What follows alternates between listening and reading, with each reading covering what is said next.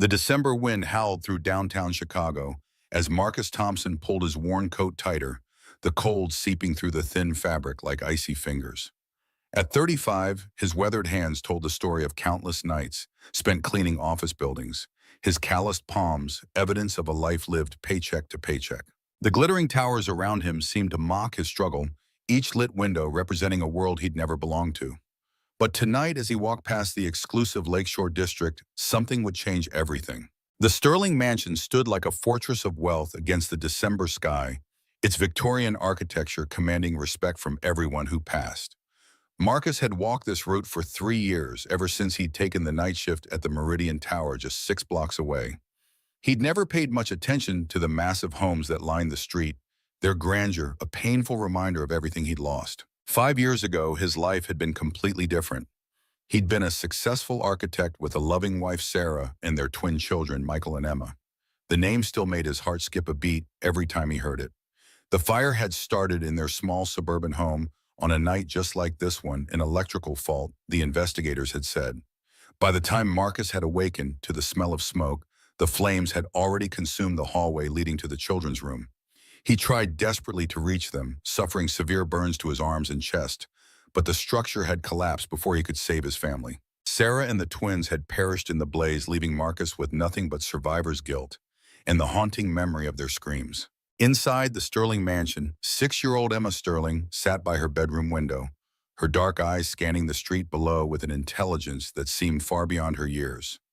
While other children her age played with dolls and toy cars, she spent her evenings reading advanced mathematics books and solving puzzles that challenged teenagers. Her brilliant mind was matched only by her gentle heart, and she possessed an unusual ability to sense people's emotions with startling accuracy. Every night at precisely 11:15, Emma watched the same man walk past their house. His shoulders were always hunched against the cold, his pace steady, but somehow heavy, as if carrying an invisible weight. She didn't know why, but something about him fascinated her. Tonight she pressed her small hand against the cold glass, wondering who he was and where he was going so late. Emma's mother, Victoria Sterling, at 27, had built an empire that most people twice her age could only dream of. Her tech company had revolutionized data security, making her one of the youngest female CEOs in the Fortune 500. But success had come at a price: long hours, endless meetings, and precious little time with the one person who mattered most, her daughter. Victoria moved through their expansive home with efficient grace, checking her watch as she climbed the stairs to Emma's room. Another late business dinner had kept her away longer than she'd intended. Guilt gnawed at her as she knocked softly on her daughter's door. Emma didn't turn from the window as her mother entered. "That man is out there again, walking alone in the cold. Why does he always look so sad?" Victoria followed her daughter's gaze to the solitary figure making his way down their street. She'd never paid attention to him before. People from all walks of life passed through this neighborhood: delivery workers, service staff, security personnel, the invisible workforce that kept their privileged world running smoothly. "He lost someone," Emma said with that uncanny certainty that sometimes unnerved Victoria. "Someone he loved very much." Victoria gently guided Emma away from the window. "It's bedtime, sweetheart. You have school tomorrow." As Emma reluctantly climbed into bed, Victoria couldn't shake the strange feeling that had come over her. Her daughter's intuition was something she'd learned not to dismiss. But tonight she had more pressing concerns: the quarterly board meeting, tomorrow the new security protocol implementation, the merger negotiations with their European partners. The life of the mysterious man walking past their house couldn't be further from her mind. The next evening, the temperature dropped another 10 degrees and the weatherman warned of the season's first heavy snowfall approaching. Marcus pulled his threadbare coat tighter as he made his way through the biting wind.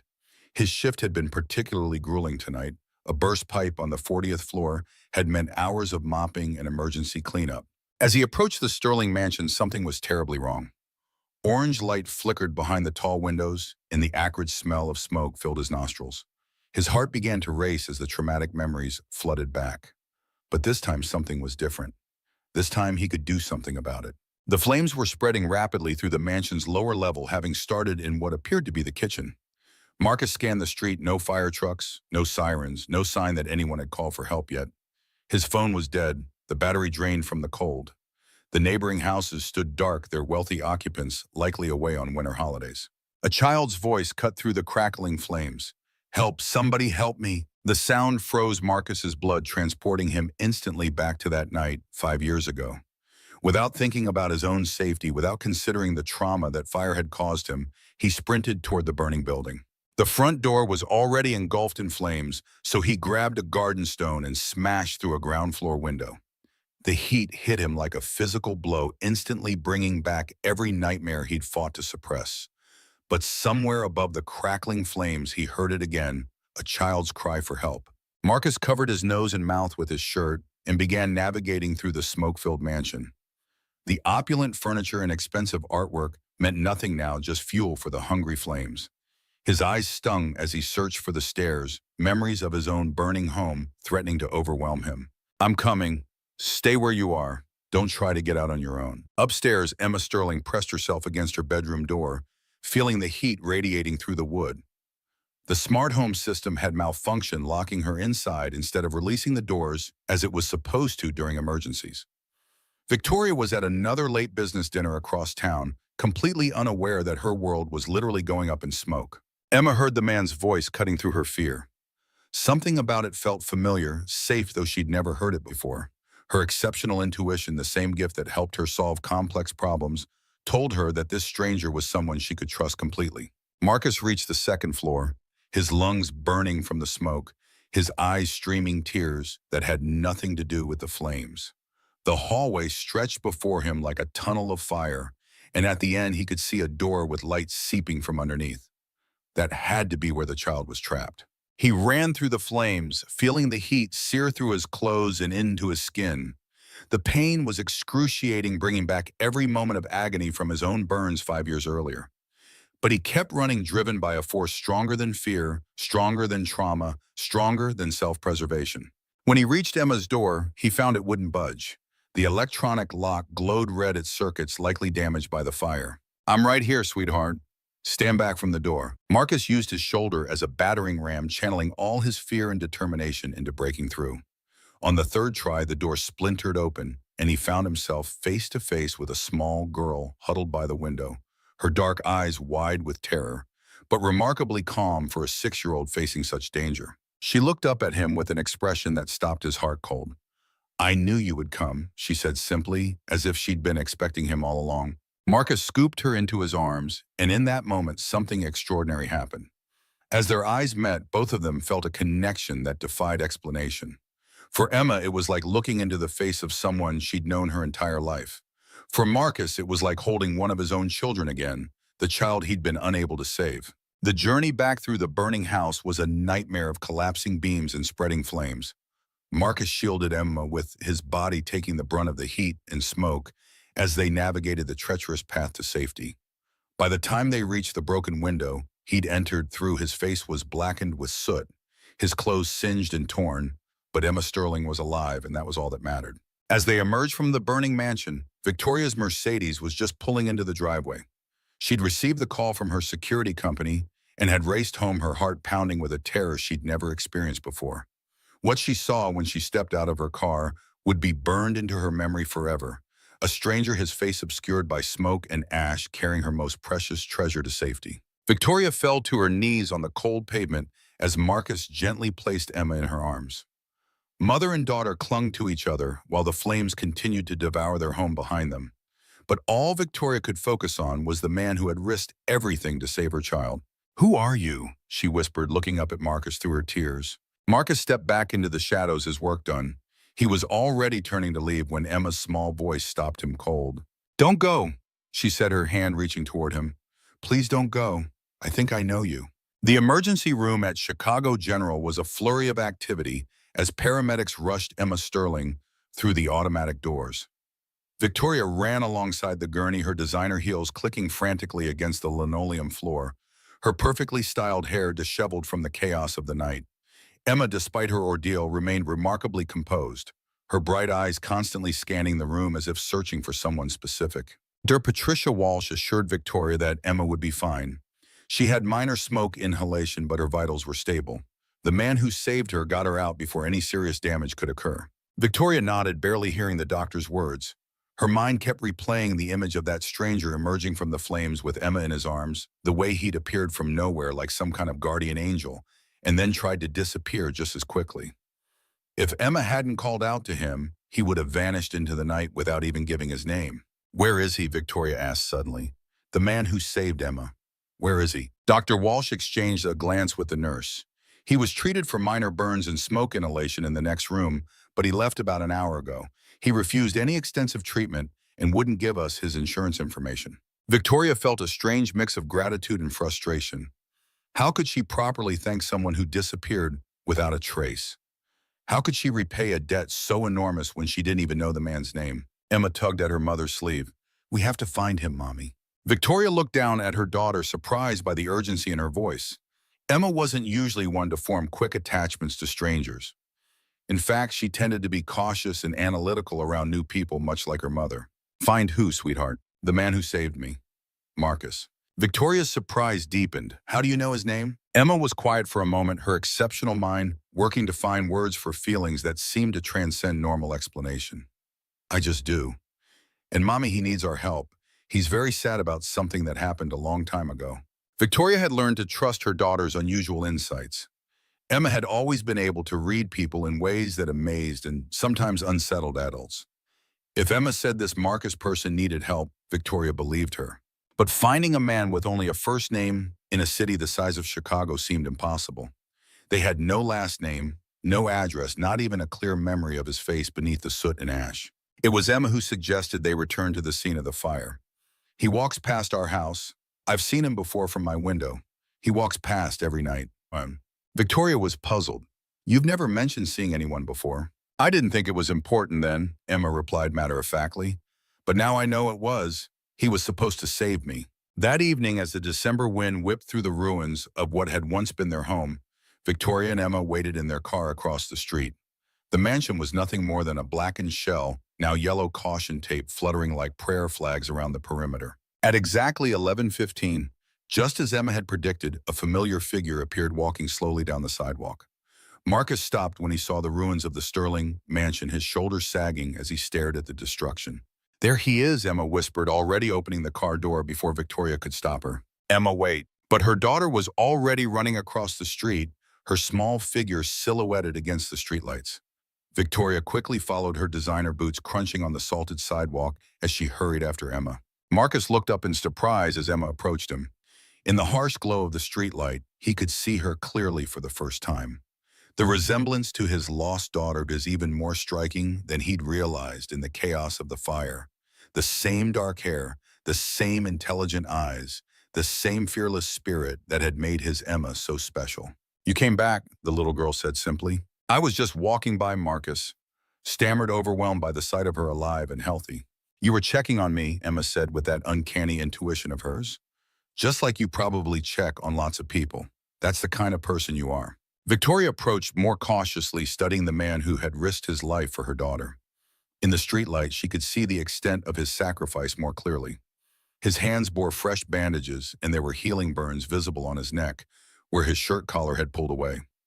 His face, while no longer blackened by soot, showed the strain of someone who had pushed himself far beyond normal human limits. Mr. Victoria began extending her hand. "Thompson, Marcus Thompson," he replied, accepting her handshake with obvious reluctance. "Mr. Thompson, I owe you everything. My daughter is my whole world and you saved her life. Please let me repay you somehow. Let me help you." Marcus shook his head firmly. "I don't want anything. I'm just glad Emma's safe." The use of her daughter's name surprised Victoria. She was certain it hadn't been mentioned during their brief encounter at the fire. "How did you know her name?" Marcus froze, realizing his mistake. The truth was too complicated, too painful to explain to strangers. How could he tell them that he'd had a daughter named Emma? That hearing this child's name had been like a voice calling to him from the grave. "Someone at the hospital must have mentioned it," he said weakly. But Emma was studying him with those penetrating eyes of hers, and Marcus felt like she could see straight through to his soul. "You had a little girl named Emma too," she said quietly. "Didn't you?" The words hit Marcus like a physical blow. He took a step backward, his face pale in the streetlight. How could she possibly know that he'd never told anyone about his children, had never even spoken their names aloud since the funeral? "I have to go," he said, abruptly turning away. "Wait," Victoria called after him. "Please, Mr. Thompson. Emma's right, isn't she? You've lost someone. Marcus stopped but didn't turn around. His whole body was trembling, and when he spoke, his voice was barely above a whisper. I lost everything. 5 years ago, a house fire. My wife Sarah and our twins Michael and Emma. They were only 5 years old. The silence that followed was deafening. Victoria felt her heart break for this man who had suffered such an unimaginable loss and yet had still found the courage to run into flames to save her daughter. Emma walked up to Marcus and gently took his bandaged hand. That's why you saved me. You couldn't save your Emma, but you could save me. Marcus finally turned around, tears streaming down his face. She would have been your age now, 6 years old. Emma looked up at him with an expression of compassion that seemed far too mature for her years. She sent you to me. I know she did. That's why I felt like I knew you. And in that moment, standing in the shadow of the ruined mansion, 3 lives forever changed by tragedy and heroism began to intertwine in ways none of them could have imagined. The coffee shop on Milwaukee Avenue had become an unlikely meeting place for 3 souls bound together by fire and fate. Victoria had insisted on treating Marcus to breakfast, though he'd initially protested that he needed to get some sleep before his night shift. Emma had settled the matter by announcing that she wouldn't go to school until she'd properly thanked the man who saved her life. You don't have to do this, Marcus said quietly as they sat in a corner booth, his calloused hands wrapped around a steaming mug of black coffee. I'm not used to this kind of attention. Victoria studied him across the table, noting the way he kept his eyes downcast, the careful distance he maintained even in conversation. Mr. Thompson, what you did takes extraordinary courage. Most people would have called 911 and waited for the fire department. I couldn't wait, Marcus replied, his voice barely audible. I've heard those sounds before. A child calling for help in a burning building. I couldn't live with myself if I just walked away. Emma, who had been quietly coloring on the paper placemat with crayons the waitress had provided, looked up suddenly. You tried to save them, didn't you? Your Emma and Michael. Marcus's coffee mug trembled in his hands. The directness of the question coming from a 6-year-old who somehow seemed to understand things that most adults couldn't grasp left him speechless for a moment. The fire spread too fast, he finally managed. By the time I realized what was happening, the hallway to their room was already engulfed. I tried to get through. He rolled up his sleeve, revealing old burn scars that crisscrossed his forearm like a roadmap of pain. The ceiling collapsed before I could reach them. Victoria felt tears welling in her eyes as she looked at the evidence of his past trauma. Marcus, you almost died trying to save them. You can't blame yourself. But I do, Marcus said simply. Every single day for 5 years, I've blamed myself. I was their father. I was supposed to protect them, and I failed. Emma set down her crayon and looked directly at Marcus. My daddy died when I was 3, she said matter-of-factly. Mommy says it wasn't his fault that sometimes bad things just happen. But I think maybe he sent you to save me because he couldn't be here to do it himself. The observation was so profound, so unexpectedly wise that both adults fell silent. Victoria reached across the table and covered Emma's small hand with her own, amazed once again by her daughter's ability to find meaning in tragedy. Emma, sweetheart, that's a beautiful way to think about it, Victoria said gently. Marcus was staring at Emma with an expression of wonder mixed with pain. You really believe that your father somehow guided me to you? Emma nodded seriously. And I think your Emma and Michael helped too. They wanted their daddy to be a hero, so they made sure you were in the right place at the right time. The conversation was interrupted by Marcus's phone buzzing with a text message. He glanced at it and immediately stood up. I'm sorry, I have to go. My supervisor needs me to come in early tonight. What kind of work do you do? Victoria asked. Building maintenance. I clean offices mostly. Marcus pulled on his worn jacket, clearly eager to leave. Thank you for the coffee, Mrs. Sterling and Emma. He paused, looking down at the little girl who had somehow managed to crack open the protective shell he'd built around his heart. Thank you for being so brave. Your parents would be very proud. After Marcus left, Victoria and Emma sat in comfortable silence for several minutes. Finally, Emma spoke up. Mommy, we need to help him. What do you mean, sweetheart? He's been punishing himself for something that wasn't his fault. He needs a family again. Victoria was taken aback by her daughter's directness. Emma, Mr. Thompson is a grown man. He has his own life. Does he? Emma challenged, displaying the sharp logic that made her teachers marvel at her intelligence. He works at night, sleeps during the day, and walks the same route every evening. That's not living, Mommy. That's just existing. Over the next few days, Victoria found herself thinking constantly about Marcus Thompson. She'd hired a private investigator to learn more about his background, not out of suspicion, but out of a genuine desire to understand the man who had saved her daughter's life. The report that arrived 3 days later painted a picture of devastating loss and remarkable resilience. Marcus had indeed been a successful architect before the fire with his own firm and a bright future ahead of him. After losing his family, he'd sold everything, donated the insurance money to a children's burn unit, and disappeared into Chicago's working class, taking whatever jobs he could find that didn't require him to think too much or feel too deeply. But what struck Victoria most was a detail buried in the middle of the report. Marcus had been volunteering at a local homeless shelter every Sunday for the past 2 years, serving meals and helping with clothing drives. Despite his own profound loss, he was still finding ways to help others. That Sunday, Victoria and Emma found themselves at St. Vincent's Shelter on the south side, ostensibly there to make a donation, but really hoping to see Marcus. They spotted him immediately working quietly in the kitchen, his sleeves rolled up as he helped serve breakfast to the shelter's residents. "Mr. Marcus," Emma called out, breaking away from her mother and running toward him. Marcus turned in surprise, his face lighting up in a way Victoria had never seen before. "Emma, what are you doing here?" "We came to help," Emma announced, as if it were the most natural thing in the world. "Mommy brought clothes and food, and I brought some of my old toys for the kids here." Victoria approached more slowly, carrying several bags of donations. "I hope we're not intruding." Emma insisted we come. Marcus wiped his hands on his apron, clearly moved by their gesture. This is really kind of you, both of you." As they worked together serving meals and sorting donations, Victoria observed Marcus interact with the shelter residents. He knew many of them by name, listened patiently to their stories, and treated each person with dignity and respect. Children especially seemed drawn to him, perhaps sensing the gentleness that lay beneath his reserved exterior. "You're good at this," Victoria commented, as they watched Marcus help a shy little boy pick out a winter coat. "Kids are honest," Marcus replied. "They don't pretend everything's okay when it's not. They just exist in the moment. You know, I find that comforting." As the morning wore on, Emma made herself at home among the shelter children, sharing her toys and reading stories with an enthusiasm that warmed everyone's hearts. Victoria found herself watching Marcus watch Emma, seeing the way his expression softened whenever the little girl laughed or smiled. It was while Emma was playing with a group of younger children that she suddenly stopped and walked over to Marcus. "Can I ask you something?" "Of course." "Do you think your Emma would want you to be sad forever?" The question hit Marcus like a lightning bolt. He knelt down to Emma's eye level, his voice thick with emotion. I, I never really thought about it that way." "Well, I think she'd want you to remember her by being happy sometimes.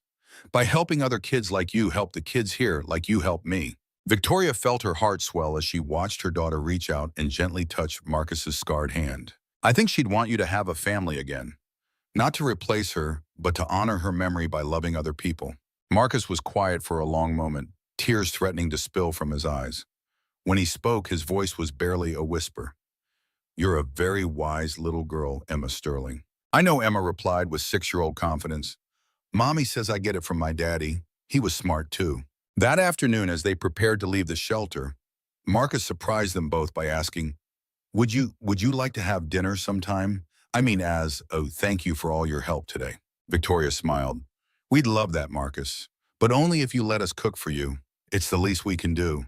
As they exchanged phone numbers and made plans, none of them realized that they were being watched from across the street.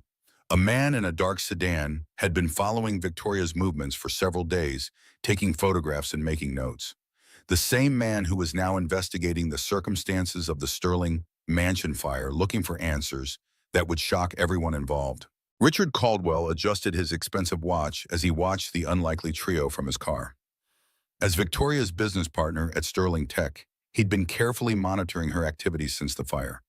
The sight of her growing close to this unknown man troubled him deeply.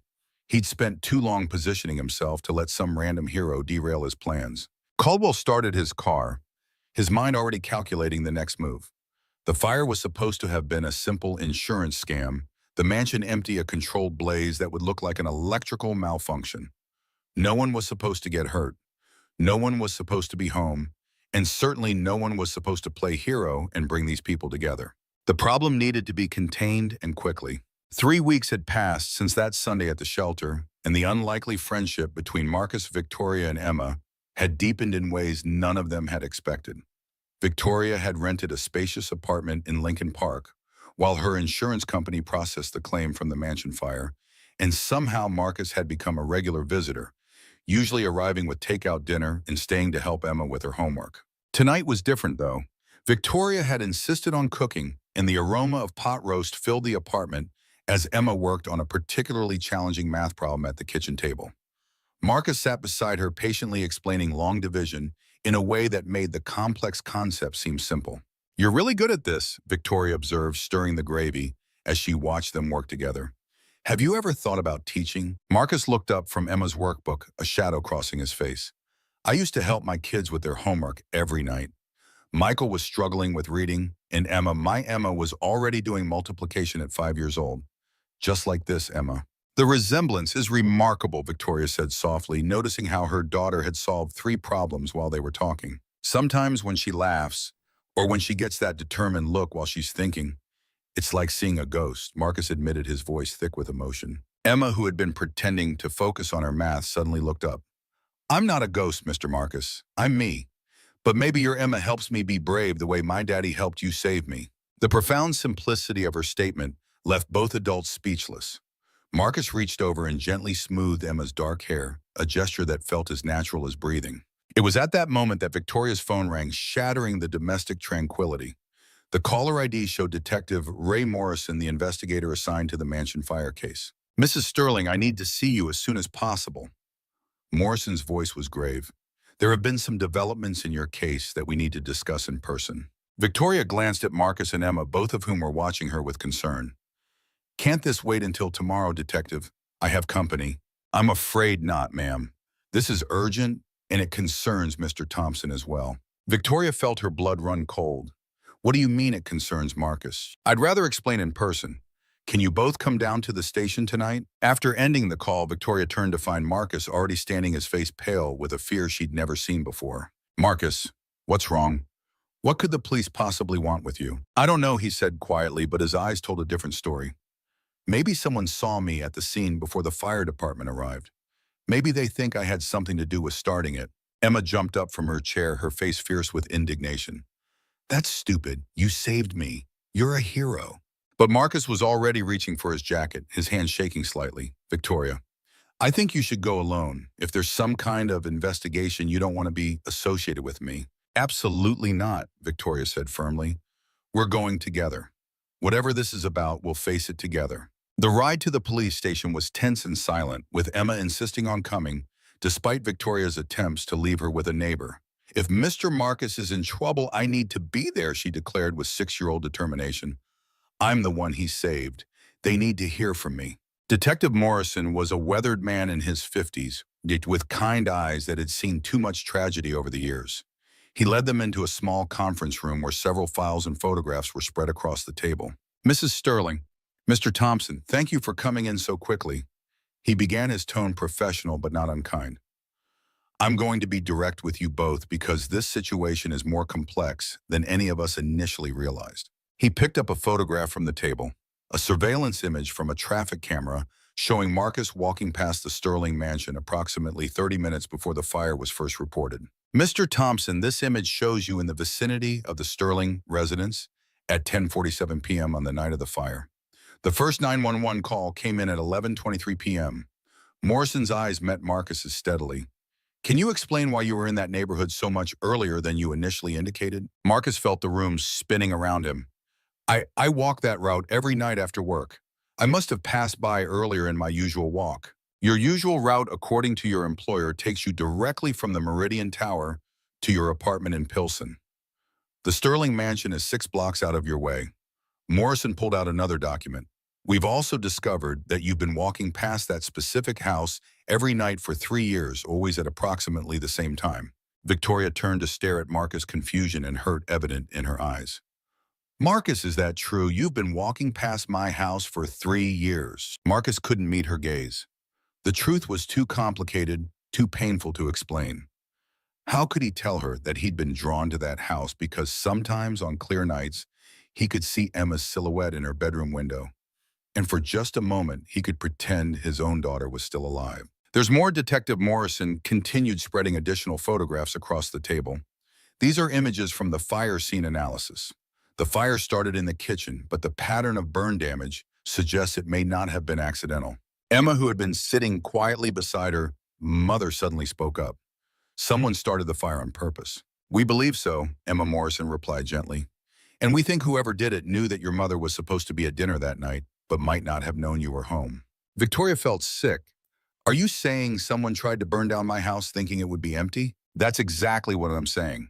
And Mr. Thompson, your presence in the area 30 minutes before the fire, combined with your intimate knowledge of Mrs. Sterling's nightly routines, has raised some questions. What kind of questions Victoria demanded, though part of her was beginning to piece together the implications. Morrison pulled out a thick file. Mrs. Sterling, have you ever heard the name Thompson Sterling Architecture? Victoria's face went white. That was my late husband's firm, David Sterling's company.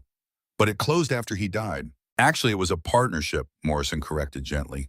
David Sterling and Marcus Thompson were business partners for 7 years. They built some of the most prestigious buildings in Chicago together. The room fell into stunned silence. Marcus finally looked up, his eyes filled with anguish. Victoria, I can explain. You knew my husband. Victoria's voice was barely a whisper. You knew David and you never told me. Emma was looking back and forth between the adults, her sharp mind working to process this revelation. Mr. Marcus, did you know my daddy? Marcus closed his eyes, the weight of 3 years of deception crushing down on him. David was my best friend. He was the best man at my wedding. He and Sarah were Emma and Michael's godparents. The truth hung in the air like a physical presence. Victoria struggled to breathe as the implications became clear. The night David died, the car accident, you were supposed to be with him. We were supposed to drive to the Milwaukee project site together, Marcus confirmed, his voice breaking. But my Emma had a fever, so I stayed home with her and Sarah. David went alone. If I had been there, if I had been driving, he might still be alive. Victoria finished the thought, the words escaping as barely more than a breath. And you feel guilty for surviving, just like with the fire. Detective Morrison cleared his throat uncomfortably. There's something else, Mr. Thompson.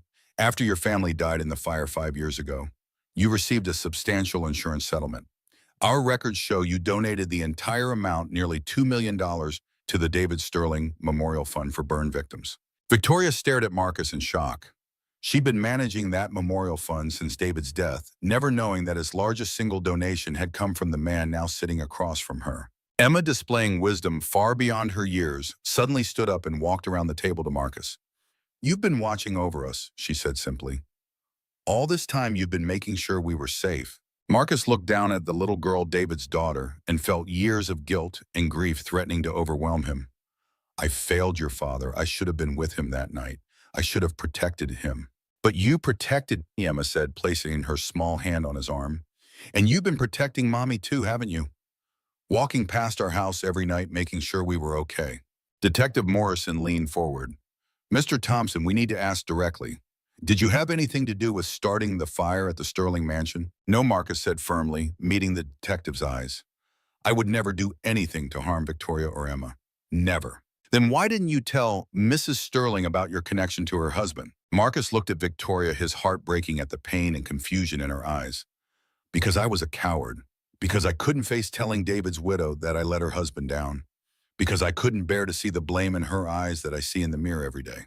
Victoria was quiet for a long moment, processing everything she'd learned. Finally, she spoke.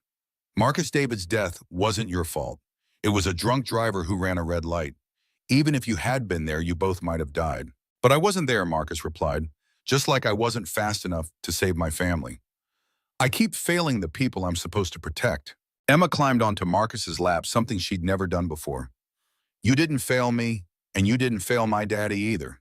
He would be happy that you saved me. Detective Morrison watched this interaction with growing certainty about Marcus's innocence. Mr. Thompson, I believe you, but we still need to find out who did start that fire. Someone wanted to hurt the Sterling family, and they're still out there. As they left the police station that night, the dynamic between the three of them had shifted irrevocably. Victoria was quiet during the drive home, processing the revelation that the man who had saved her daughter was also connected to the husband she'd lost 3 years earlier.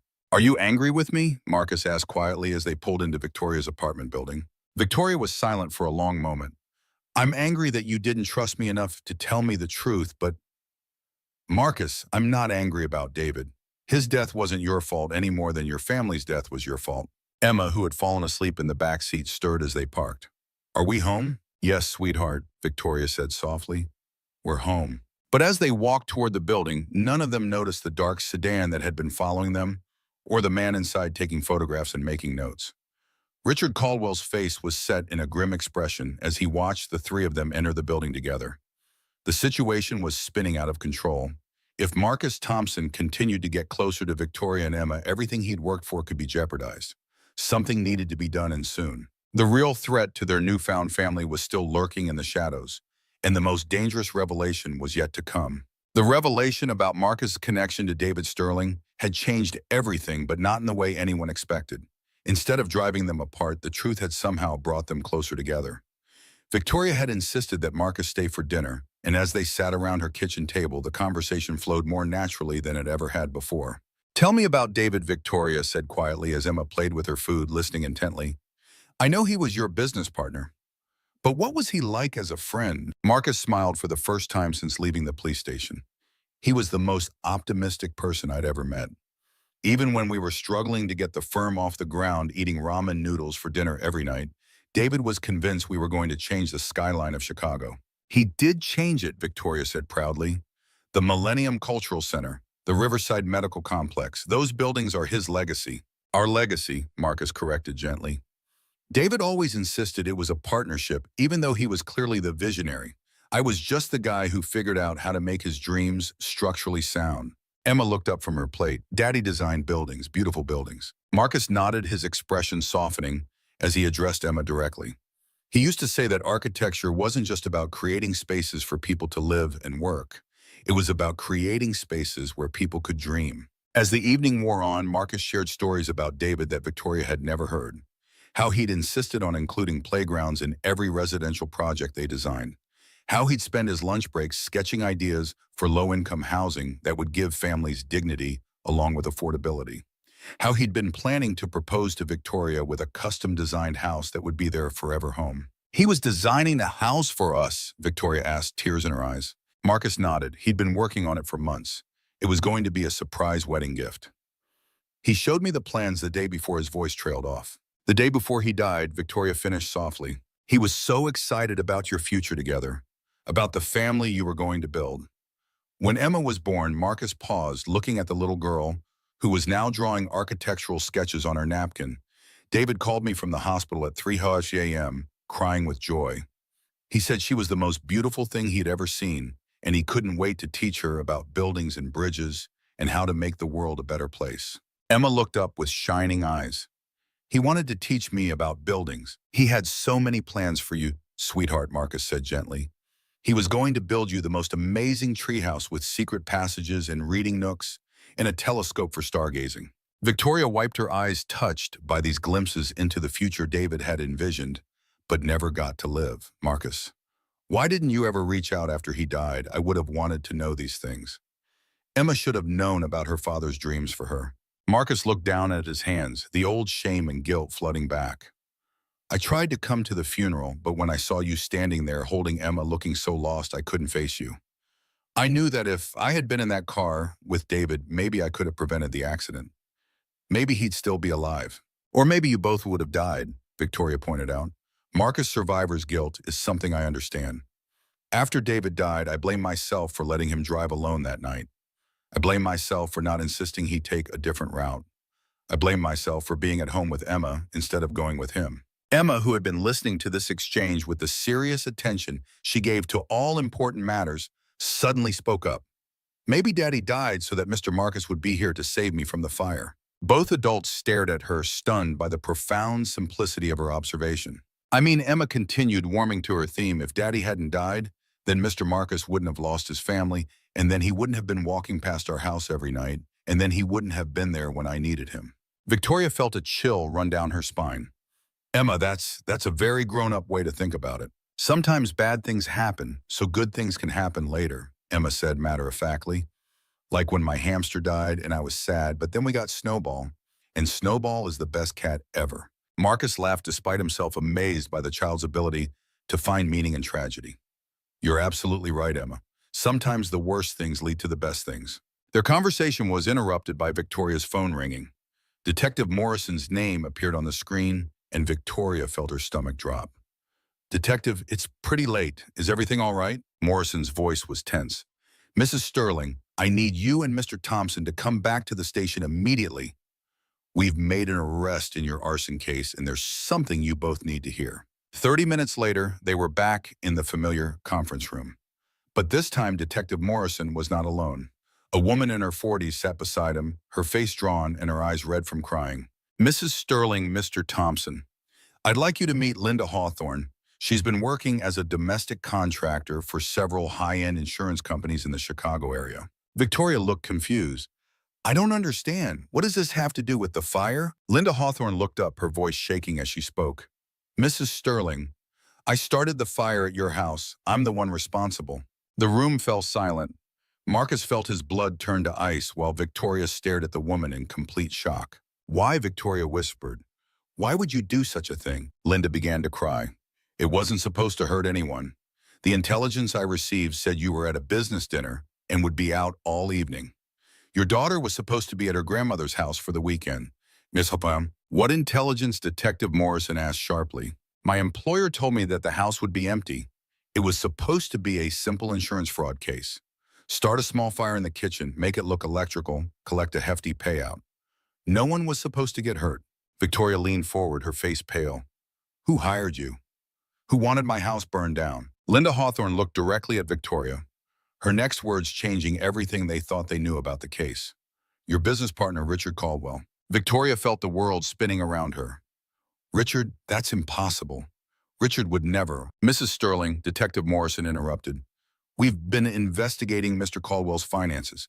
Your company has been hemorrhaging money for the past 6 months due to some very bad investments he made without your knowledge.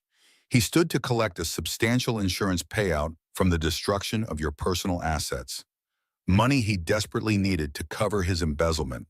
"Embezzlement," Victoria's voice was barely a whisper. "He's been systematically stealing from Sterling Tech for over a year.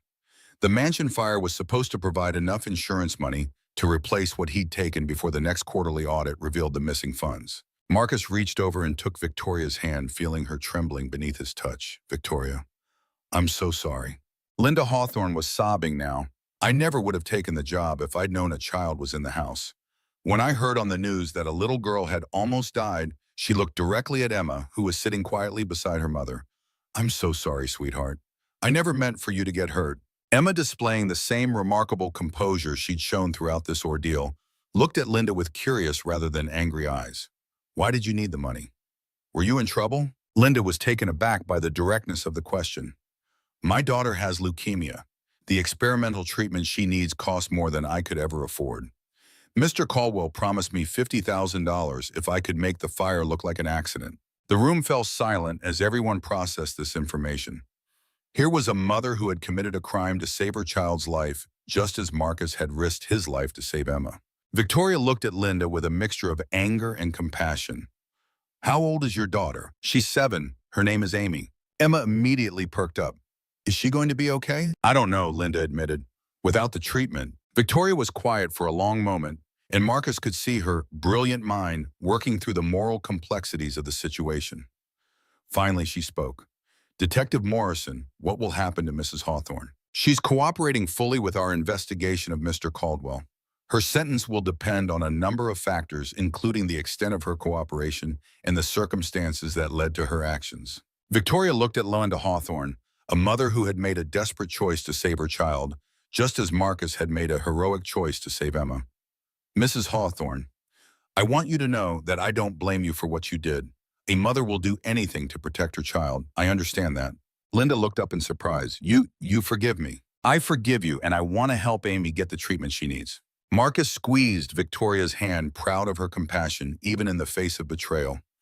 Emma smiled broadly, clearly approving of her mother's decision. But the biggest shock was yet to come. As Detective Morrison prepared to conclude the meeting, he pulled out one final file. "There's one more thing," he said solemnly. "In investigating Mr. Caldwell's finances, we discovered something else, Mr. Thompson. The fire that killed your family 5 years ago, it wasn't an accident either." Marcus felt the blood drain from his face. "What do you mean?" "Richard Caldwell had taken out a substantial insurance policy on Thompson Sterling Architecture shortly before your partner David Sterling's death. When David died and you dissolved the partnership, Caldwell found himself with a worthless policy. He needed to create a situation where he could collect on a different policy, one he'd secretly taken out on your personal assets." The room was spinning. Victoria gripped Marcus's hand tighter as the detective continued. Richard Caldwell hired the same contractor who would later work for him on the Sterling Mansion fire. Your family's deaths, Mr. Thompson, were not accidental. They were murder. The revelation that Richard Caldwell had been responsible for both fires hit the room like a physical blow.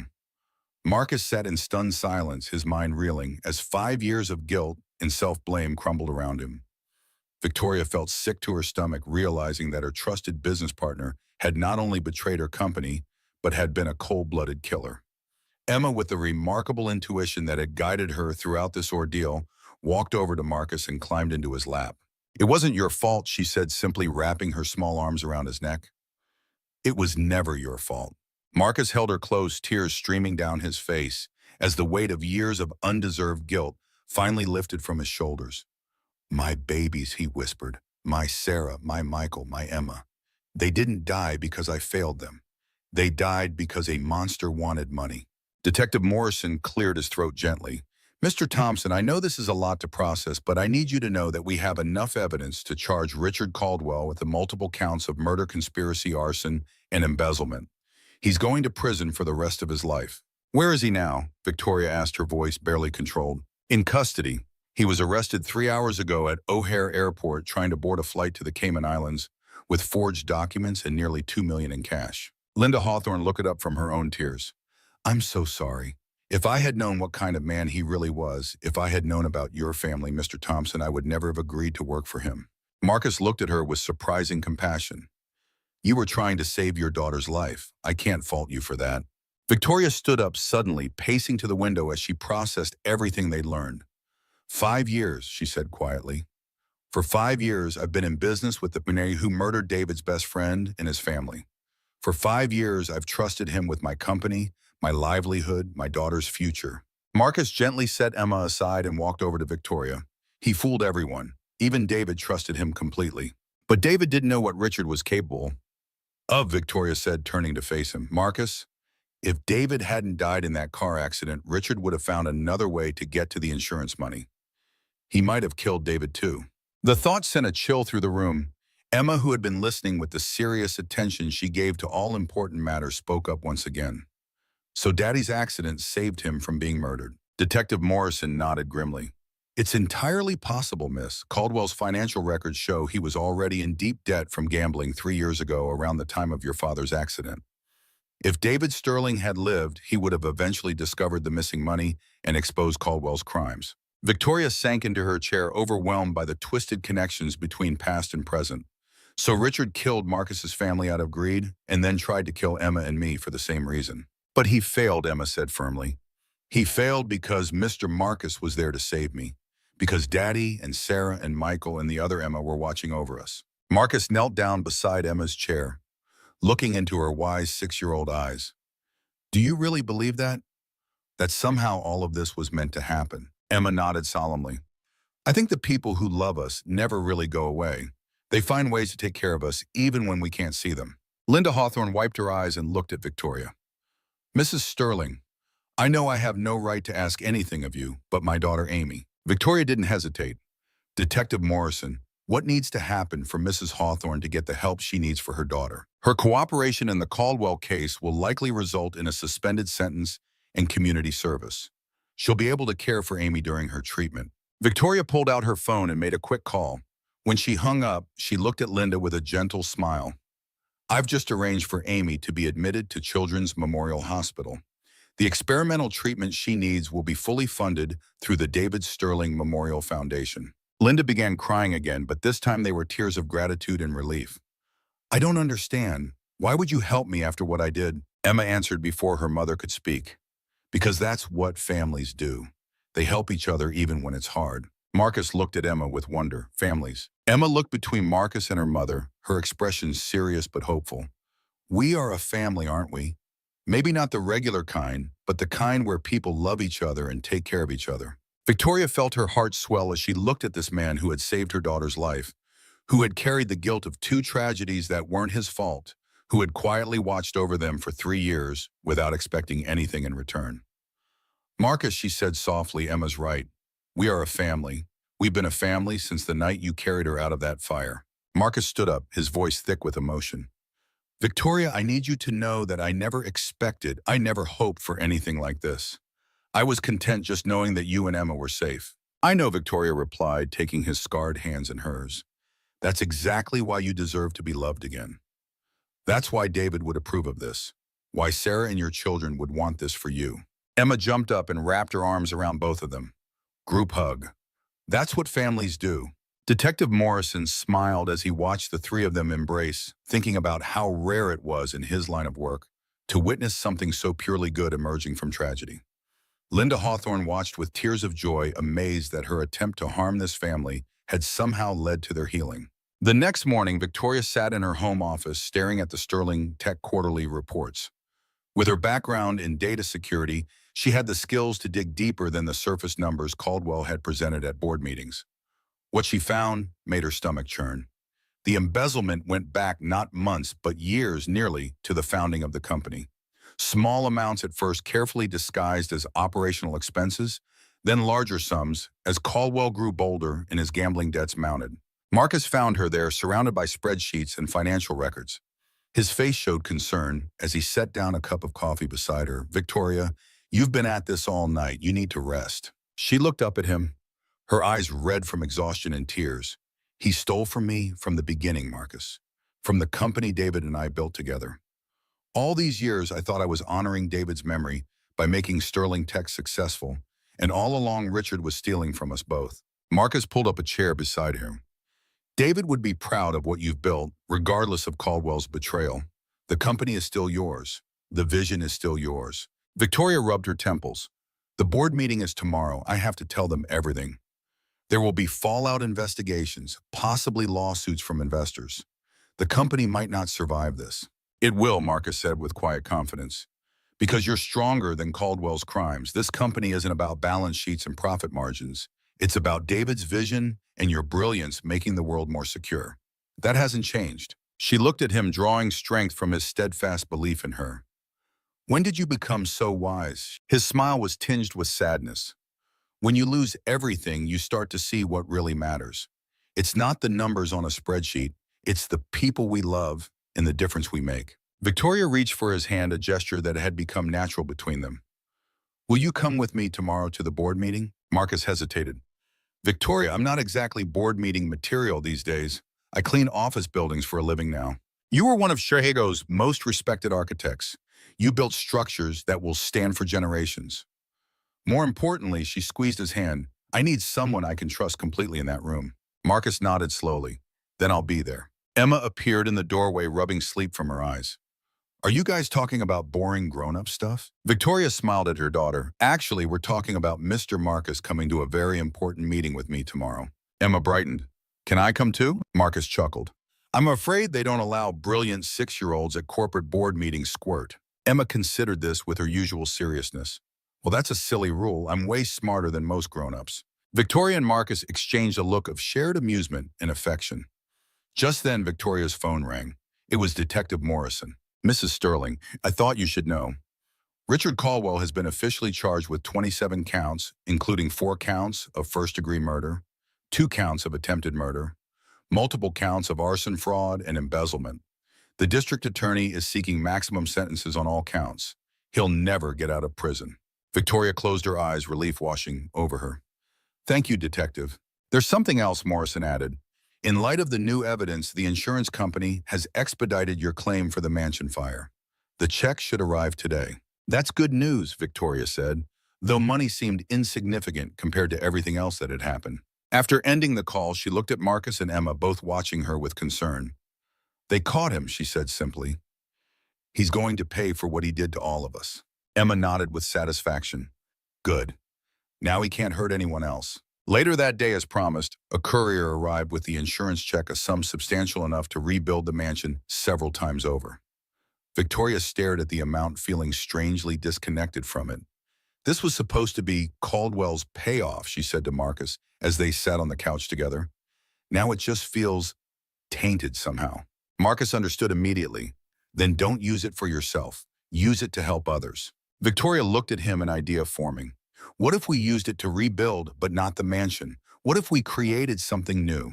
Something that would honor both our families? What do you have in mind? Marcus asked. Victoria's eyes shone with purpose. David's dream was to create spaces where people could dream, wasn't it? And you've been volunteering at St. Vincent's Shelter for years. What if we built a center for families in crisis? A place where children who've lost parents or homes could find safety and healing. Marcus felt his heart expand with admiration and something deeper. You'd use your insurance money for that. David's plans for our dream home are still out there somewhere, Victoria said softly.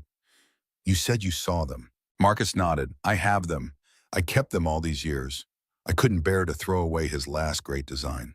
Then let's use them, Victoria said, her voice growing stronger with conviction.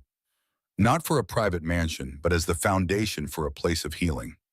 David's vision reimagined to help children like Emma and Michael, families torn apart by tragedy. We could call it the Phoenix Center Rising from the Ashes. Marcus stared at her, overwhelmed by the perfect symmetry of it all. It would be the most fitting memorial for both our families, a place where tragedy becomes transformation. The next morning, dressed in his best suit, the only one he'd kept from his architect days, Marcus accompanied Victoria to the Sterling Tech Board meeting. The room fell silent as they entered, curious glances directed at the unfamiliar man accompanying their CEO. Victoria stood at the head of the table, her posture radiating strength and determination, despite the turmoil of the past weeks. Ladies and gentlemen of the board, she began before I addressed the current situation with Richard Caldwell. I'd like to introduce Marcus Thompson. Some of you may recognize his name as the co-founder of Thompson Sterling Architecture, the firm my late husband David built before his death. Marcus is here today not only as David's former partner, but as someone who has recently become an important part of my life and Emma's. Marcus nodded respectfully to the board members, feeling strangely calm despite the high-powered company. He'd once been comfortable in rooms like this, presenting designs to Fortune 500 clients and city planning commissions. It felt like returning to a language he'd once been fluent in, but had deliberately forgotten. Victoria didn't sugarcoat the situation. She laid out the full extent of Caldwell's crimes, the embezzlement that had drained millions from the company coffers, the attempt to cover his tracks by burning down her home, and most shockingly, his connection to the fire that had killed Marcus's family 5 years earlier. The board members sat in stunned silence as the magnitude of Caldwell's betrayal sank in. Victoria finished by outlining her plan for moving forward: a complete forensic audit, transparent communication with shareholders, and a restructuring of the company leadership to prevent any similar abuse of trust in the future. One of the older board members, a man who had been skeptical of Victoria's leadership since she took over after David's death, cleared his throat. Mrs. Sterling, this is a devastating blow to the company's reputation. The shareholders may call for new leadership in light of these oversights. Victoria's gaze was unflinching. The only oversight was trusting a man who betrayed not only this company, but basic human decency. I built Sterling Tech from the ground up alongside my husband. I know every line of code in our security protocols, every client relationship, every strategic initiative. If the shareholders want someone who understands this company's core mission better than I do, they're welcome to look. But they won't find anyone. Marcus watched her with pride, seeing the steel beneath her polished exterior. This was the woman David had fallen in love with, brilliant, uncompromising, and absolutely fearless when protecting what she cared about. Another board member spoke up. What about the insurance money from your home? There could be questions about using company resources to investigate a personal matter. That's actually the other announcement I wanted to make today, Victoria said, her voice softening slightly. The insurance settlement for my home will be used to establish the Phoenix Center, a nonprofit organization dedicated to helping families who have experienced tragic loss, particularly children. She gestured toward Marcus. Mr. Thompson and I will be co-founding this initiative using architectural plans originally designed by my late husband. The boardroom erupted in murmurs, some approving, others still uncertain. But Victoria had effectively changed the narrative from scandal to redemption, from loss to renewal. As they left the meeting, Marcus squeezed her hand. You were magnificent in there. David would have been so proud. Victoria leaned slightly against him, allowing herself a moment of vulnerability now that they were alone in the elevator. I couldn't have done it without knowing you were there. Having you beside me felt like having both the past and the future supporting me at once. The elevator doors opened, and they stepped out into the lobby together, ready to face whatever came next, not as individuals carrying separate burdens of grief, but as a unit forged in fire and tempered by truth. That evening, a messenger arrived at Victoria's apartment with a thick tube. Inside were David's original architectural drawings for what would have been their family home, the plans Marcus had kept all these years. Victoria, Marcus, and Emma spread them across the dining room table, marveling at the beauty and vision evident in every line. "It's perfect," Victoria whispered, tracing her finger along the elegant curves of what would have been their living room. David always said that homes should be designed from the inside out, beginning with how people would live and love in the space, not how it would look from the street. Marcus nodded, memories flooding back of late nights spent with David refining designs over cheap beer and expensive dreams. These were his best work. He broke every conventional rule, but with such purpose and vision that it created something revolutionary instead of chaotic. Emma studied the drawings with the same intense focus she applied to her mathematics books. "Could we make this room bigger?" she asked, pointing to what had been designated as a children's playroom. "If this is going to be for lots of kids, they'll need more space." Marcus smiled at her practical insight. "You know, Emma, you might have an architect's eye. That's exactly the kind of adjustment we'd need to make." Victoria watched them bend over the plans together. The man who had been her husband's best friend and the daughter who had never known her father connected by a shared vision and an intuitive understanding of space and purpose. In that moment, she felt David's presence more strongly than she had in years, not as a ghost or a memory, but as a living legacy manifested in the people he had loved. "Can I help design it?" Emma asked, her eyes bright with excitement. "I could draw the play areas and the gardens." Marcus exchanged a glance with Victoria, who nodded encouragingly. "I think that's a wonderful idea, Squirt.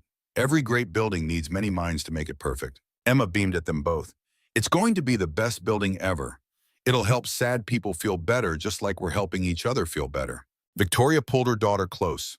"That's exactly right, sweetheart. That's exactly right." Outside, the first snow of winter began to fall, covering Chicago in a blanket of pristine white.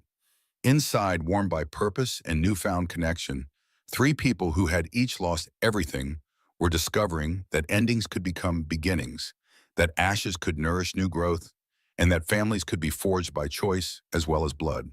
The Phoenix Center would rise not just from the ashes of the Sterling Mansion, but from the ashes of multiple tragedies, transformed through love and vision into something healing and whole. And in that transformation lay redemption for them all. 6 months passed in a blur of activity.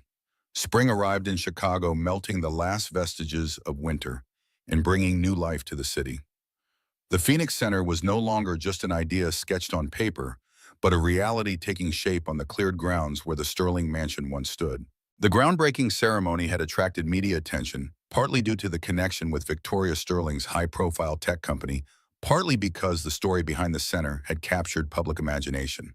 A successful businesswoman and a maintenance worker, both touched by tragedy building a haven for families in crisis, it was the kind of narrative that resonated in a city too often defined by its divisions. Marcus stood at the edge of the construction site, watching the workers lay the foundation for what would become the central atrium.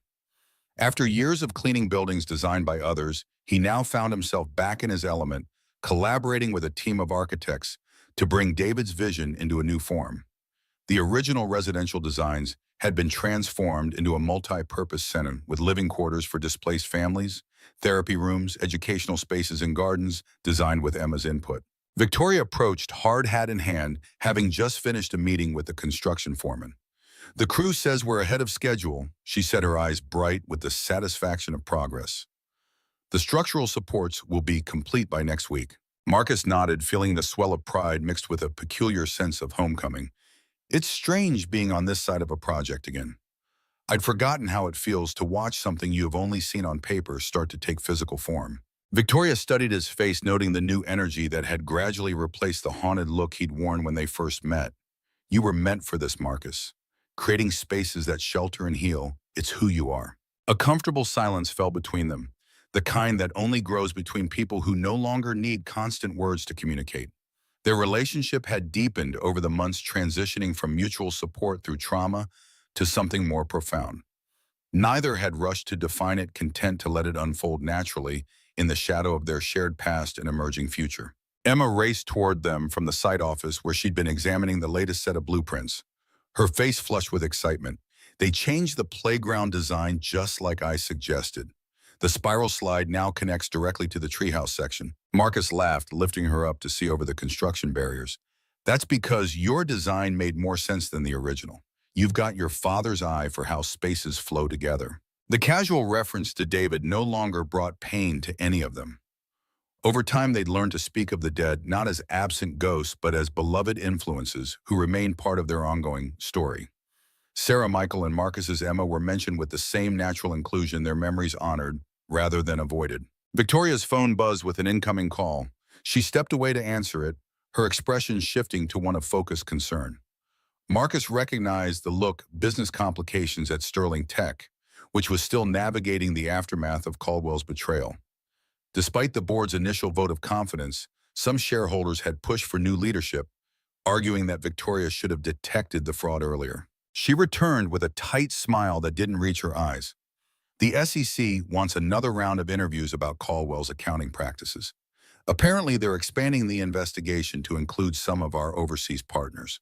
You'll get through it, Marcus assured her. Sterling Tech is stronger than Caldwell's crimes. Victoria nodded, though weariness shadowed her features. Sometimes I wonder if trying to save both the company and build the Phoenix Center was too ambitious. There are days when I feel pulled in too many directions. Marcus understood the weight she carried. Unlike him, who had walked away from his professional identity after tragedy, Victoria had maintained hers while adding new dimensions to her life.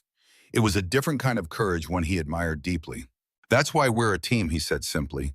When one of us falters, the others step in. Emma, who had been pretending not to listen to adult conversations as usual, nodded seriously. That's what families do.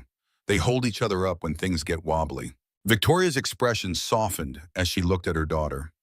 Emma's wisdom continued to surface in unexpected moments, offering clarity when complexity threatened to overwhelm. Later that afternoon, as they prepared to leave the construction site, Detective Morrison's unmarked police car pulled up alongside them. The detective had become something of a familiar presence in their lives, keeping them updated on Caldwell's case as it moved through the judicial system. I thought you'd want to hear this in person, Morrison said as he approached, his weathered face uncharacteristically animated. Caldwell's taking a plea deal, full confession to all charges in exchange for avoiding the death penalty. The news hit Marcus with unexpected force.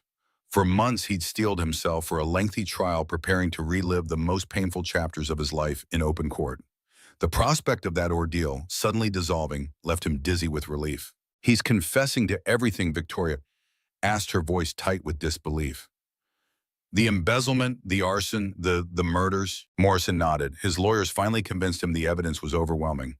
Between Mrs. Hawthorne's testimony, the financial records, and the forensic re-examination of both fire scenes, they knew they couldn't win at trial. He'll serve consecutive life sentences without possibility of parole. Victoria closed her eyes, briefly absorbing the finality of it. So there won't be a trial, we won't have to testify. No trial, Morrison confirmed. It's over. Emma, who had been listening intently, looked up at Marcus. Does that make you happy or sad? The question caught him off guard. Both, I think. I wanted him to face what he did in front of everyone. But I'm relieved we don't have to go through a trial. His voice grew quieter, meant only for Emma. Trials make you relive the worst moments over and over. Sometimes justice doesn't need to hurt the survivors to be real. Emma considered this with her usual seriousness. So the bad man is going to jail forever, and we can just keep building our Phoenix. That's exactly right, Squirt, Marcus replied, ruffling her hair gently. Detective Morrison stayed for a while longer, filling them in on the details of the plea arrangement. Before leaving, he handed Marcus a small evidence bag containing what looked like charred metal. We found this during the re-examination of your home site. The forensic team believes it might have been a wedding ring. Marcus stared at the blackened band, recognition hitting him like a physical blow. It was Sarah's ring, the one that had been on her finger that night. 5 years of fire investigation, and they'd never found it before. His hands trembled as he accepted the bag, emotions surging through him in waves, grief for what was lost. Gratitude for this small piece returned. Thank you, he managed, his voice rough with feeling. Morrison nodded, understanding in his eyes. Sometimes we get to close circles, even if it takes years. Take care of each other.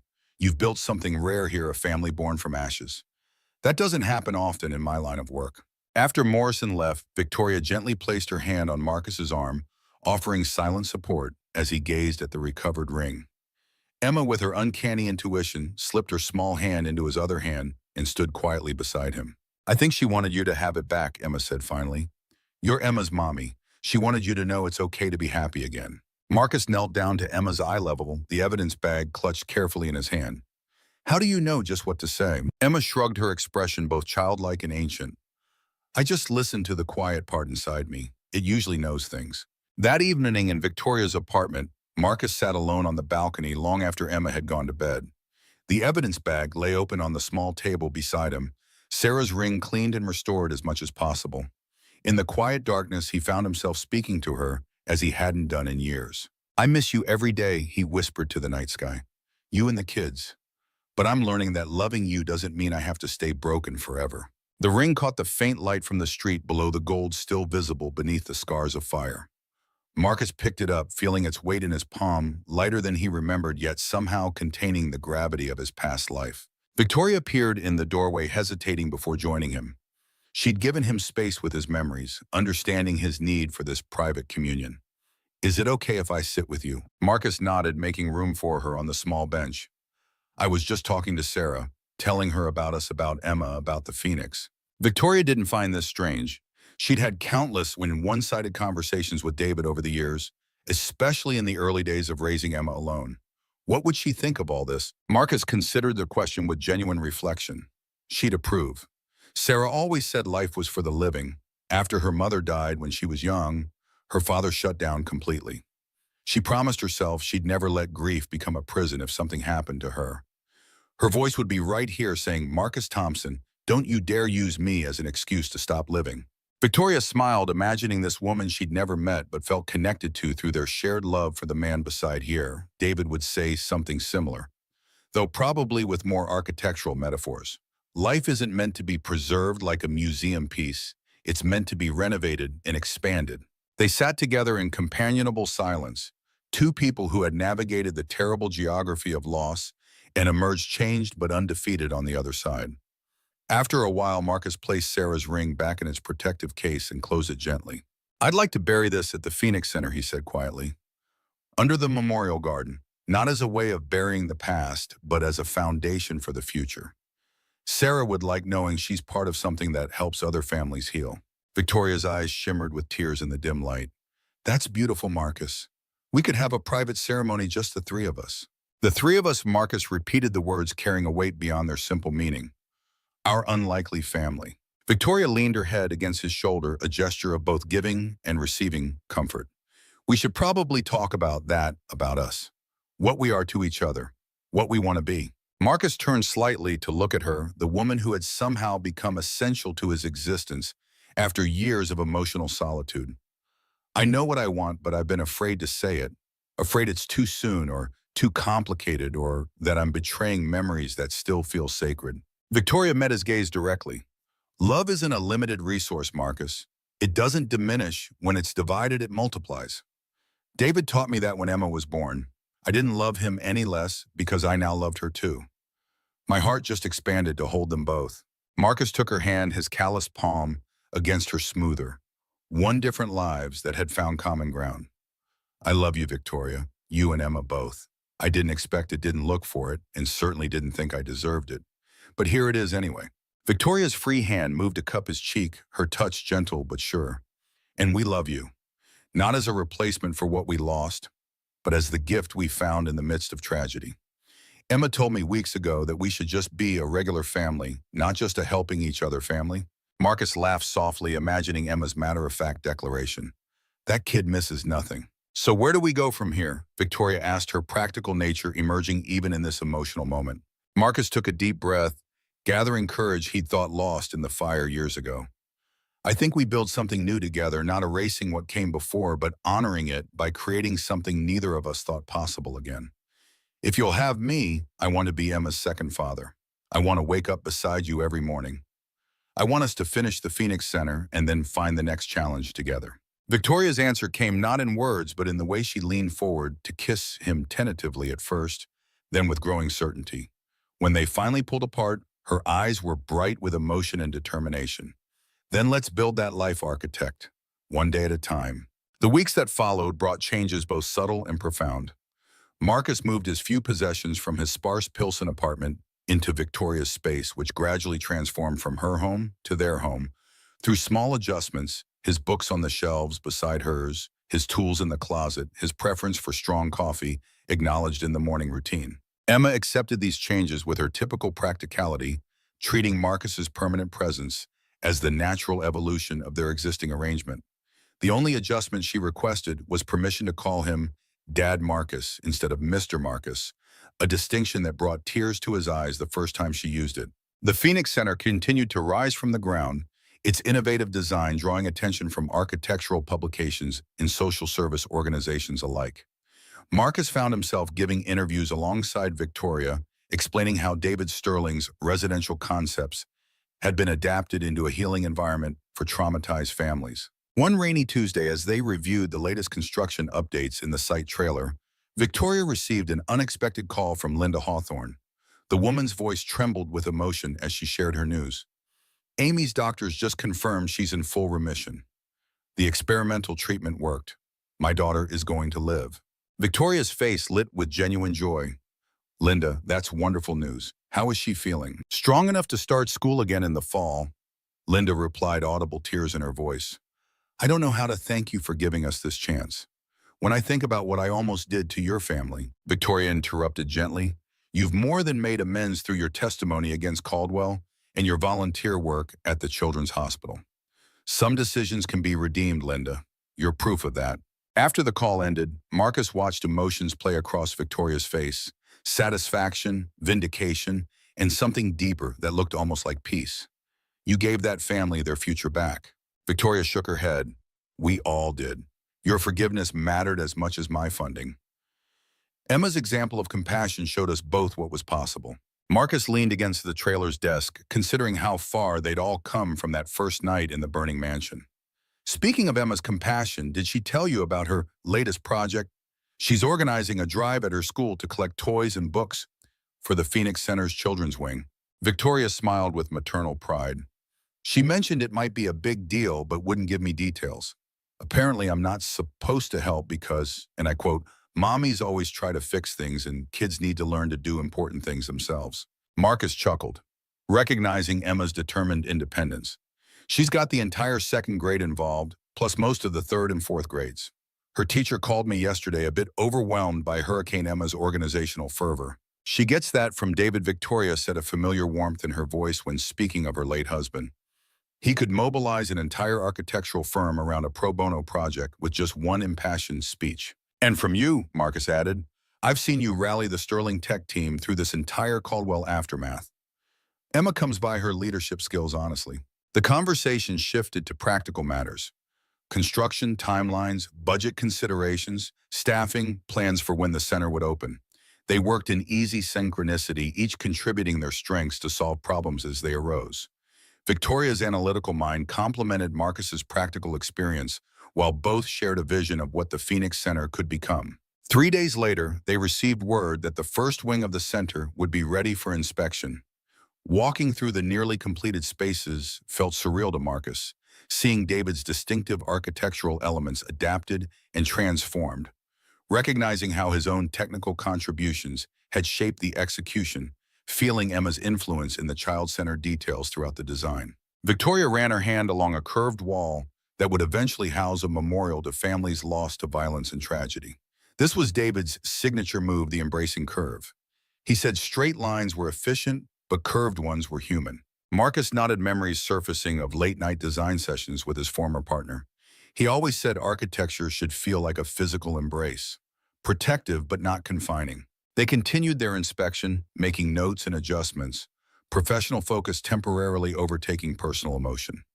As they reached the central atrium, the heart of the building where families would gather for meals and community events, Emma's voice echoed from the entrance. Dad, Marcus, Mom, you have to come see. They hurried back to find Emma standing with Detective Morrison, who held a large package under his arm. Morrison's typically serious expression had softened into something approaching satisfaction. We found this in Caldwell's storage unit during the asset forfeiture search. He explained, carefully unwrapping the package. I thought it belonged here rather than in an evidence locker. Inside was a framed architectural drawing, unmistakably David's work, with his distinctive style and signature in the corner. It showed a treehouse complex unlike anything Marcus had ever seen, with multiple connected platforms. secret passageways reading nooks, and a small observatory dome with a telescope mount. For Emma S., when she is ready to touch the stars, love Daddy. The inscription in the corner made Victoria gasp softly, her hand moving to cover her mouth. Emma stared at the drawing, her fingers hovering just above the glass as if afraid to touch it. Daddy made this for me. Morrison nodded gravely. It was dated just 2 days before he died. Caldwell must have taken it from his office afterward. There are construction notes on the back. He was planning to build it for your 6th birthday. Victoria knelt beside Emma, arm around her shoulders as they both studied the detailed drawing. He was thinking about you, planning for your future even then. He wanted you to have special places to dream in. Emma leaned against her mother, absorbing this tangible connection to the father she barely remembered. Can we build it here at the Phoenix so other kids can use it too? Marcus exchanged a glance with Victoria, seeing the same thought reflected in her eyes. I think that's exactly where it belongs, Squirt.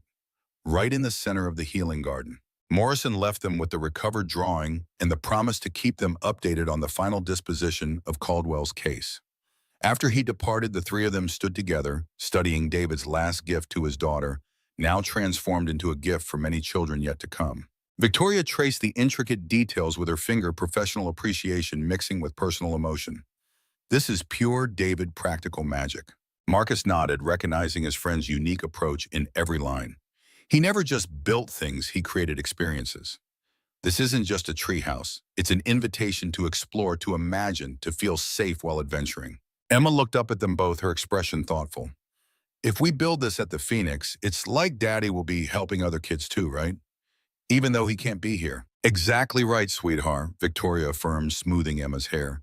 That's how we keep people with us even after they're gone, by continuing their work, their love, their vision. The treehouse became an integral part of the Phoenix Center's final design, a central feature of the healing gardens built exactly as David had envisioned it, but sized to accommodate multiple children. Marcus oversaw its construction, personally feeling David's presence in every angle, and joined honoring his friend's last design with meticulous attention to detail. On a warm Saturday in early September, 6 months after breaking ground, the Phoenix Center prepared for its grand opening. The completed complex stood as a testament to transformation, rising from the ashes of tragedy to offer shelter and healing to families facing their own darkest hours. Victoria surveyed this crowd, gathering for the ribbon-cutting ceremony. Board members from Sterling Tech, potential donors, social service professionals, media, representatives, and most importantly, the first families who would be served by the center's programs. Among them stood Linda Hawthorne and her daughter Amy, now healthy enough to attend school and play like any other 7-year-old. Marcus joined her at the podium, his hand steady at the small of her back, a subtle gesture of support before she addressed the assembled guests. Emma stood between them, vibrating with importance in her new dress chosen specifically for the occasion. As Victoria welcomed the guests and explained the center's mission, Marcus found himself reflecting on the journey that had brought them to this moment. 1 year ago, he had been walking alone through the cold Chicago night, haunted by the ghosts of his past and blind to the possibility of a future. Now he stood beside the woman he loved and a child who had claimed him as her second father, preparing to open a center that would help other families navigate the terrain of tragedy and recovery. After Victoria concluded her remarks, Emma stepped forward to the microphone, her small voice carrying surprising authority across the gathered crowd. The Phoenix Center is named after a bird that comes back to life from ashes. My daddy designed buildings that made people happy, and now Dad Marcus has helped me make Daddy's ideas even bigger to help lots of people who are sad like we were. A hush fell over the audience as Emma continued her simple eloquence, more powerful than any practiced speech. When bad things happen, sometimes we think we'll be sad forever. But then we find new people to love, and they don't replace the people we lost, they just make our hearts bigger. Marcus felt Victoria's hand slip into his, squeezing tightly as Emma delivered her unplanned address. Together they watched this remarkable child who had brought them together, who had somehow instinctively understood the healing power of connection when adults were still lost in grief. Today we're opening our Phoenix, Emma concluded, with the certainty of a natural orator. It's for everyone who needs to remember that after the fire comes new life. The applause was immediate and heartfelt, many eyes damp with tears as Emma returned to stand between Victoria and Marcus. Victoria leaned down to whisper something in her daughter's ear, words of pride that made Emma beam with pleasure. The official ribbon cutting followed, with all three of them holding the ceremonial scissors together, a family united in purpose. As the red ribbon fell and the doors of the Phoenix Center officially opened, Marcus felt a sense of completion, unlike anything he'd experienced since before the fire that had claimed his first family. Later that evening, after the guests had departed and the first resident families had settled into their temporary apartments, Marcus, Victoria, and Emma walked through the quiet building. Their footsteps echoed in the central atrium, now illuminated only by strategic lighting that accentuated David's graceful architectural lines. "We did it," Victoria said softly, her voice reverberating slightly in the open space. "It's everything we hoped it would be." Marcus nodded, taking in the culmination of months of planning, building, and healing.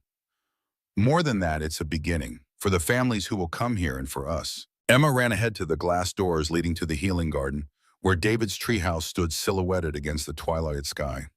Its wooden platforms and connecting bridges formed a delicate network among the trees, strong enough for safety, but light enough to feel like flight.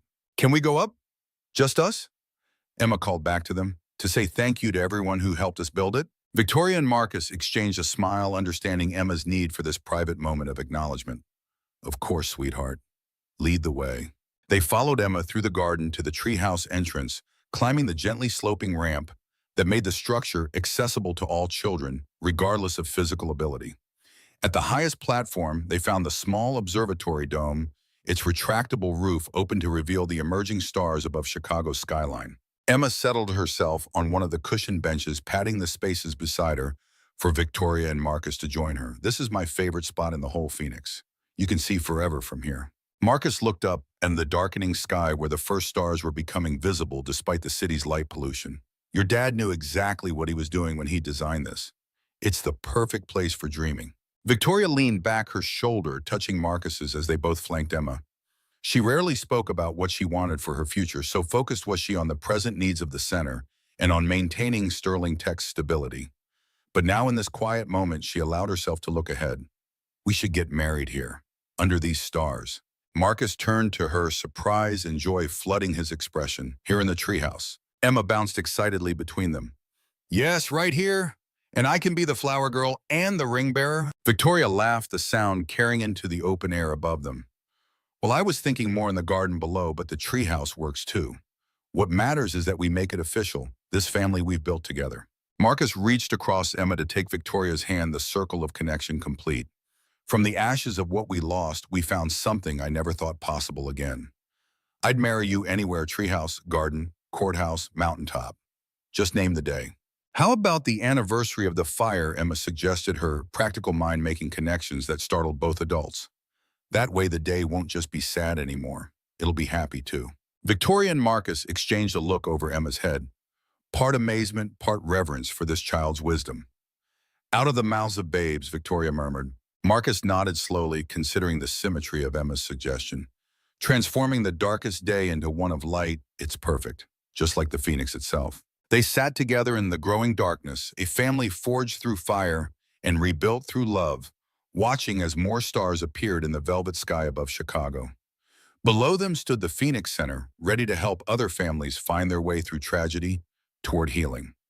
Around them, the treehouse created by a father for the daughter he wouldn't live to see grow up now offered shelter and perspective to all three of them.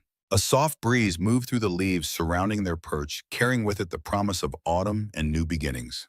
Marcus closed his eyes briefly, allowing himself to feel the presence of those they had lost, Sarah, Michael, his Emma and David, not as ghosts that haunted, but as beloved influences that had shaped them all.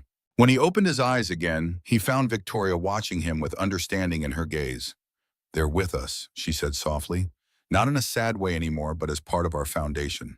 Marcus nodded, emotion tightening his throat. "They always will be. And now we build on that foundation for ourselves and for others who need to find their way back from ashes." Emma nestled between them, looked up at the stars now filling the sky. "Do you think they can see us?" "From up there." Marcus followed her gaze upward, considering his answer carefully. "I think they see us in the way that matters most. They see that we've found joy again, that we're helping others, that we're honoring their memory by living fully." Victoria wrapped her arm around Emma, drawing her close. "They gave us gifts. We carry forward your father's vision, Marcus's family's love. Those gifts live in how we love each other and how we help others rebuild their lives." Emma nodded, satisfied with this answer. "Then we should help even more people. Maybe build more Phoenixes in other cities." Marcus chuckled at her boundless ambition. One step at a time, Squirt. First we make this one work. Then we see about expanding. Victoria's eyes met his over Emma's head, a shared vision taking shape between them. She's not wrong, though. What we've created here could be replicated. There are families in crisis everywhere who need this kind of integrated support. The practical architect in Marcus emerged automatically calculating possibilities. We could develop a template adaptable to different locations and needs. Create a network of Phoenix centers, each serving its community while sharing resources and knowledge. Emma beamed up at them both, clearly delighted that her suggestion was being taken seriously. See, we're already planning the next big thing. That's what families do. They dream together. Victoria and Marcus couldn't help but smile at her enthusiasm and wisdom beyond her years. Yes, Emma, Marcus agreed, that is exactly what families do. They dream together, they build together, and they rise together even from the ashes. As night fully descended over Chicago, the three of them remained in their treehouse sanctuary planning their shared future under the watchful stars. Below them, the Phoenix Center stood as testament to the power of transformation, how the worst tragedies could, with time and love, become the foundation for new beginnings. In the distance, the city lights twinkled like earthbound stars, each one representing lives untouched by their personal story, yet connected in the universal experience of loss and recovery, destruction and rebuilding, endings and beginnings. Tomorrow would bring new challenges, families to counsel systems, to establish a wedding to plan. But tonight was for appreciation of how far they had come from that winter night when fire had once again altered the course of their lives. This time, however, the fire had not taken. This time it had given connection, purpose, and family, rising from what once seemed nothing but ashes and end. Marcus's architect's eye took in the structure surrounding them, solid yet graceful, protective yet open to the sky. David's final design stood as his legacy, transformed by Marcus's technical expertise and Victoria's vision for healing, brought to life for Emma and countless other children who would find refuge here in years to come. In that moment, Marcus understood that buildings were more than materials assembled according to plans. They were physical manifestations of human intention, to shelter, to connect, to inspire, to heal. The Phoenix Center embodied the best of what architecture could be, not just a space to occupy, but a place to transform lives. As Emma began to doze between them, Victoria gently stroked her daughter's hair. Ready to head home, she asked softly. Marcus looked at his two loves, then at the center spreading out below them, and finally at the star-filled sky above. I am home, he answered simply. Right here with you both. I'm already home.